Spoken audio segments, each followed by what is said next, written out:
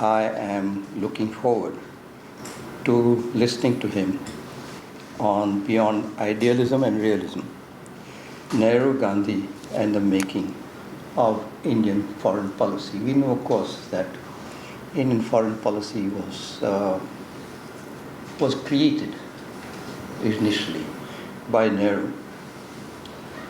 Gandhi, of course, died in 1948, and so I don't know how much he had to do with our foreign policy. And that is something, that's one of the things I look forward to learning from Dr. Datta Ray. Dr. Datta Ray. Thank you very much, Dr. Desai. The first concept that I'd like to introduce to you is the notion of an authoritative source, by which I mean treating the people that we study in their own terms, to explain someone in their own terms, to use the source itself as an authority about itself. What that requires is assuming a source is capable of intellectual activity, is rational, and therefore ought to be treated sincerely. It means essentially to take the source at face value and to probe what the source says and thinks about what they do. I'd argue that no one who studies India and Indian diplomacy in particular does this. Indeed, academics refuse to do so because doing so requires, firstly, searching for categories, so ways of explaining why people do things beyond the West's easy notions. Secondly, it undermines the West as the inventor of reason, as that is the categories that one uses to frame one's self and to act. So essentially, Nehru has, the debate about Nehru oscillates between him being a liberal slash an idealist or a realist.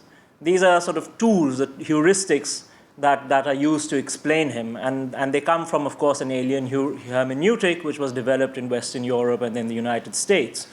Now, I argue that this is unsustainable intellectually because both those two terms, liberal and realist, are intellectually incompatible. That's because, quite simply, if you get down to brass tacks, a realist has a tragic assumption about man that goes back all the way to Mr. Hobbes, and liberals have an optimistic assumption about man, and that goes back to Mr. Locke. The second reason why I find these categories incompatible with Jawaharlal Nehru is that they also ride on violence and alienation. So realists and liberals are sustained by violence, and reason is viewed as alienated from us. Now, what do I mean by that? Realists, of course, presume that everyone is bad, vile, violent, and that's the nature of man. Whereas for liberals, it is presumed that they don't actually believe that sort of thing. But I'd argue that it's an error to believe that liberals do not. They, going back to Locke, as it says in the slide, assume that man is in awe of God, because behind Locke's improvable human being, if one reads his writing, was the idea of God. And man only is improvable because he is in awe of God. So it is essentially the violence, the wrath of God that keeps man in line and makes man want to improve himself. Alternatively, even if God is not wrathful, I mean, that's logically the other side of the coin, and God is reasonable, we are alienated from God. That means we have to find reason, because God is reasonable, etc. And that in turn leads to endless squabbling between us, and therefore essentially just generates even more violence, which makes for, as I say, a very pedestrian reason to be violent. Now, what I argue is that Nehru began from those conceptions that I just outlined, and he evolved from a Western to an Indian hermeneutic. The way in which I distinguish between the West and what may be called Indian is to use the word modern for the West, and Indian/Gandhian for what Nehru was evolving to. The reason why I call it Gandhian is because Nehru was deeply influenced by Mr. Gandhi, and that, of course, is a point that is not challenged. Nehru himself wrote in 1941, Gandhiji was a very difficult person to understand. Sometimes his language was almost incomprehensible to an average modern. So Nehru thought of himself as a modern. I'm not trying to capture him within these terms. I'm using language that he used. So I'm going to be arguing that Nehru evolved to a Gandhian mentality, which was quite different from realism and liberalism. Now, the general argument that is made against this in the literature is that Nehru used Gandhi instrumentally. That is that Nehru just used Gandhian language to be a realist or a liberal. Now, this there's nothing new to this. It's a very old debate. Nehru himself had a debate with a man called Karanjia, Rustam Karanjia, about 3 or 4 years, I think, before he died, when Karanjia made the same challenge to Nehru, and he, in his own words, refuted Karanjia. So, therefore, I again reiterate that to take Nehru at his own word, to treat him sincerely, means that we cannot use the idea of him being instrumental. Now, the final point, what does it mean to be Gandhian? Now, I haven't elaborated all of this in the bulk of my lecture, but it's there in my book, The Making of Indian Diplomacy. But over here in brief, the difference between the Gandhian way of looking at things is ontological. What I mean by that is that unlike modernity, there is no presumption made about the nature of man. Rather, it is about practice. It is about what the practitioner, we, each person ourselves, does in the real world. The way in which Gandhi formulated this, and he's written extensively about it, is by using the notion of dharma. And he got it from reading the Mahabharata, which is, of course, something that Nehru himself also read, and he also commented deeply about dharma, and unsurprisingly, they both arrived at very similar ideas about what dharma meant. Dharma for both, and for Gandhi most certainly, meant context-dependent action. That meant each context produced its own truth. There was no universal right or wrong. One acted in context. But at the same time, there is also a notion of highest dharma. Now, these two operate in conjunction with each other. And Gandhi, having read the Mahabharata and translated large chunks of it, noted concepts like ahimsa and the other one, which essentially are about non-violence and non-cruelty. So in combination, there is the notion that one must act in the right way, and that the context decides this, but that the right way is founded on non-violence and non-cruelty. Now, what this, I think, logically leads to is a very different presumption of the truth and a very different way of thinking and conceptualizing the world from modernity. And the truth, as opposed to Hobbes and Locke, is the underlying presumption of a logically and inextricably intermeshed cosmos, where reason lies not with God, as was the case with Locke, but us all. And hence, there is a natural imperative to be non-violent, for we are all interconnected, unlike, of course, the reasoning that Hobbes and then Locke himself provided. Now, I say Nehru got most of this. Nehru grasped most of it, but he was, of course, on a journey. He was on a journey from modernity, which bases on certain basic presumptions. So he wasn't able to get quite all of it. What Nehru missed out on was the natural progression and logic of Gandhi's thought, which began with the notion of an interconnected cosmos, which logically meant that any form of violence was a form of self-harm. Nehru missed that part of it and instead fixated himself upon the idea of non-violence and made that a pillar of his foreign policy making. In this sense, he remained a modern, because just like the moderns have a certain presumption about what people are, Nehru instead had a certain presumption about what was the right way of acting, as opposed to a logical, flowing sense of idea of why one must act in that way. So the failure to use Nehru as an authoritative source, that too to explain himself, reduces him to nothing less than a caricature of a man. Attempts to ameliorate this analytic violence, however mistakenly, turn to heuristics when the problem lies in the hermeneutics that make for alien heuristics. The purpose then is to resolve analytic violence by not analysis, which is what all foreign policy writing calls itself. They call themselves foreign policy analysis. But by what I call exegesis, for the latter keeps to the text itself. These concerns explain why we return to the practitioner himself and try to keep to his terms. This is to note that undoubtedly Nehru was not a Bengali and hence not a part of the first Asian social group whose mental world was transformed through its interaction with the West, to quote Tapan Rai Chaudhuri. Nevertheless, Nehru was sufficiently westernized to be alienated from the texture of his own civilization. To argue so is simply to restate his own understanding of himself. After all, Nehru did write at great extent about his discovery of India. Nehru's alienation was emblematic of his modern rationality, but he was moving from it towards a rationality articulated most effectively by Gandhi. Nehru expressed this when he wrote, "Gandhiji was a very difficult person to understand. Sometimes his language was almost incomprehensible to the average modern."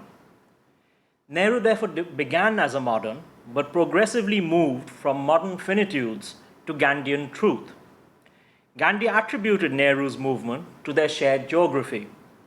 In this, Gandhi was too modest, for he was also the foremost explicator of that geography's rationality, and Nehru knew it.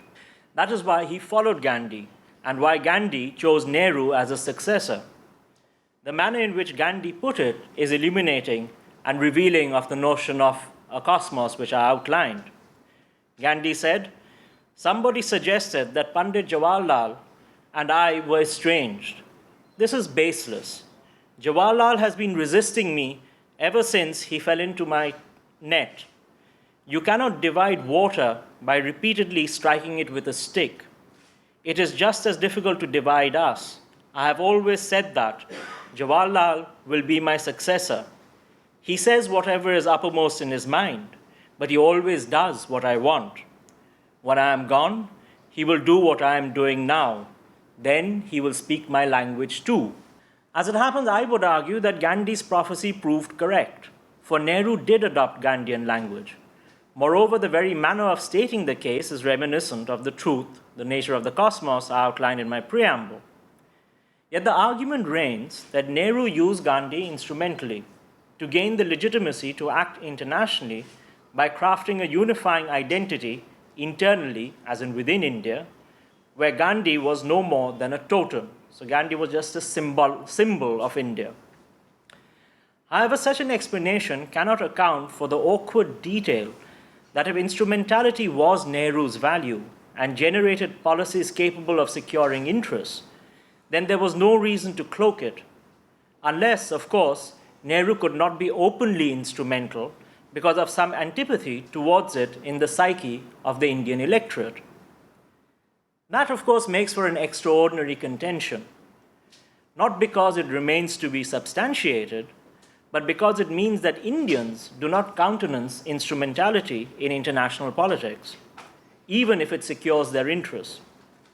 If this were true, then Indians prefer either self-delusion or doing without the fruits of instrumentality.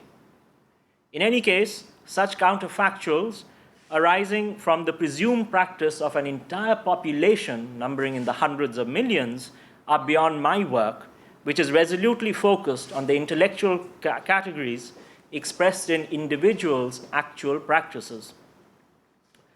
To keep to such a method discounts the instrumental hypothesis practically, for the costs of cloaking such a rationality mount quickly.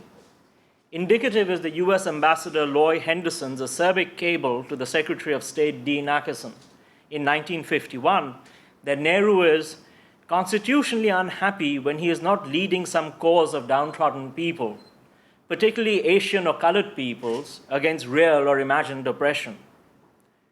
Simultaneously, Nehru's recourse to Gandhian language, words such as honor and high responsibilities, actually delayed aid and perpetuated famine in the same year. And in any case, Nehru refused to act instrumentally and sell material that might be used in a nuclear war to gain grain supplies from the United States. Gandhian language and actual practice neither then granted the legitimacy to act internationally nor secured interests. Meanwhile, within India, recourse to Gandhi was actually a dangerous gamble. Gandhian language actually eroded Nehru's political capital because his electorate was dying from the famine. There is, of course, the case that, on the other hand, Nehru might have been gaining moral points for being principled. As for identity, the failure of foreign policy due to Gandhian language could only produce a negative identity, one founded on failure. Nothing in what Nehru said and wrote shows this to have been his intention. Therefore, given the costs and uncertainty, it is impossible to maintain that Nehru's recourse to Gandhi was instrumental. Yet the hypothesis of the instrumental use of Gandhi persists, which is why modernist readings fluctuate between two heuristics and end up insisting that Nehruvian diplomacy is either realist or idealist, and by extension, of course, India's diplomacy to this day. A more sophisticated view, because of its return to causality, is the heuristic put forward by another academic more recently that, and I quote, an admixture of liberal values and realist outlook predisposed Nehru to favor coercive rather than controlling strategies.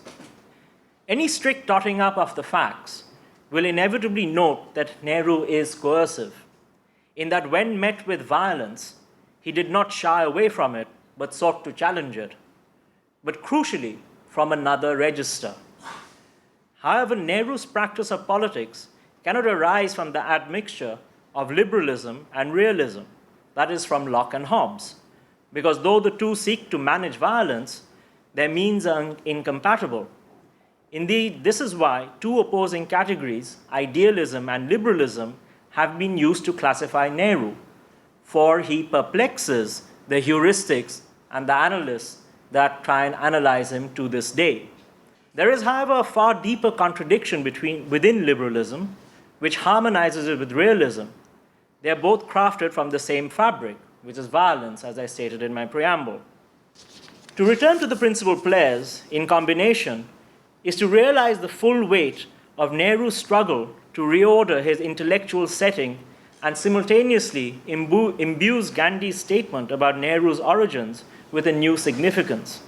Note my idea of an interlinked cosmos. Yet dharma itself is relative and depends on the times and the conditions prevailing. Apart from some basic principles such as adherence to truth, non-violence, these principles endure and do not change, but otherwise dharma changes with the changing age. This shared understanding with Gandhi permits moving towards a deep and hard thinking about whether the Indian state's strategic thinking is a discourse derived from the West, from Europe. What is more significant, however, is that the move towards the Gandhian manages Nehru's engagement with Gandhi without dismissing either. In short, without subjecting either to analytic violence, as is commonplace amongst analysts of Nehru. That this is what necessitates non-violence is lost on Nehru, because, of course, in a cosmological context, everyone is interlinked, and therefore any form of violence is a form of self-harm. Instead, he makes non-violence a principle, and in the process, what is left out is what Gandhi developed from a logical rationalization of his readings of Indian cultural documents. In fact, his approach of Panchsheel, coexistence, peace, tolerance, the attitude of live and let live, has been fundamental to Indian thought throughout the ages, and you find it in all religions.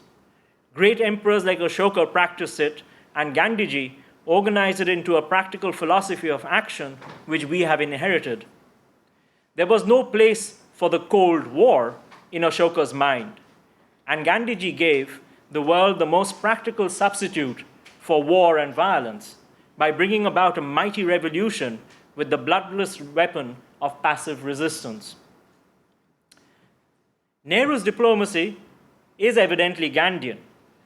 Nehru has also learnt that Gandhi developed a philosophy and that it is lodged in practice and provides a means of acting. The interview now reached a crescendo, for the real question about which the debate revolved was what is the rationale for Nehru's actions. Karanjia defended what Nehru had cast aside by attacking him. Karanjia finally asked if the conviction amongst progressives that Gandhiji broke and emasculated your earlier faith in scientific socialism with his sentimental and spiritual solutions was true. Nehru replied, "Some of Gandhiji's approaches were old-fashioned, and I combated them. But on the whole, it is wrong to say that he broke or emasculated me or anyone else. Any such thing would be against his way of doing things. The most important thing he insisted upon was the importance of means. Ends were shaped by the means that led to them, and therefore the means had to be good, pure, and truthful. That is what we learned from him, and it is well that we did so. Nehru accepted, therefore, the metaphysics of context. He noted that this did not permit breaking or emasculating because that is violence. Nehru therefore made the connection between means and ends. Nehru also inverted the modernist notion of sacrificing the present to realize the future. But nowhere did Nehru say he understood the link between contextual truth and highest dharma, which is at the nub of Gandhi's thought, for that opens the door to the idea, the preceding idea of a neutral cosmos. This is why Nehru repeatedly emphasized that he follows a man rather than the dharma complex or an idea, a conception. Arguably, Nehru did not have to grasp what was Gandhi's truth, since he was not a philosopher king, only a king. As king, he put into practice the practical elements from a rational alternative. Though Gandhi's integrity was reduced to faith, they were enough to inaugurate an unprecedented invention enabling a diplomatic practice of a different kind carried out in a different register at odds with and in defiance of power politics. This was non-alignment. And though its inventor was unaware of the consistency that produced it, the policy kept with Gandhi's politics by doing away with alienation and violence to deliver freedom immediately in a courageous act. This is because to be non-aligned is not to succumb to the sticks and carrots meted out by the soliciting superpowers, but to actively engage that violence with resistance. In doing so, the non-aligned movement crafts, in the face of the miasma that is the international, a unity that is denied intellectually by modernity and practically by national borders. Nehru had moved a great distance from modernity by replacing its alienated and violent foundations with the principle of nonviolence. Notwithstanding this, Nehru never completed his journey because he remained principled. What this means for the practice of Indian diplomacy is that while it is startlingly different from modern diplomacy, intellectually, the difference is muted by the reliance on the notion of the principle. Also explained is why Nehru's inheritors, that is the Ministry of External Affairs, in the main operates, and at best, mechanically, by rote learning of principles because they are good, rather than on the basis of insight into why they are virtuous. Insight is desired because it provides flexibility by making for a reflecting and intertextual actor as opposed to the modernist automaton. Despite having its intellectual basis undermined, practice remains resolutely Gandhian. Everything we do is in Gandhi, said a top diplomat during my attachment with the Ministry of External Affairs, reiterating how Indian diplomats replicate, as principle, Gandhian thought over 60 years of Indian diplomacy, from the first Foreign Secretary, KPS Menon, to the first National Security Advisor, J.N. Dixit. Thank you.